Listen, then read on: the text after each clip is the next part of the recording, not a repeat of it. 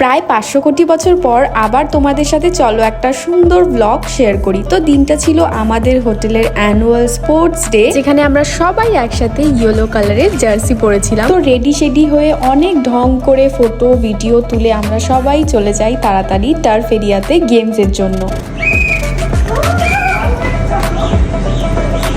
চলো এবার তোমাদেরকে বলি যে গেমসের মধ্যে কি কি গেমস ছিল। 100 metre race, sack race, break the pot, jump and eat, musical chair, আরও অনেক কিছু, যেগুলোর মধ্যে থেকে আমি একটাতেও জিততে পারিনি। যাই হোক, খেলাধুলো করে অনেক হাঁপিয়ে গিয়ে আমরা সবাই চলে যাই খাওয়া দাওয়া করতে।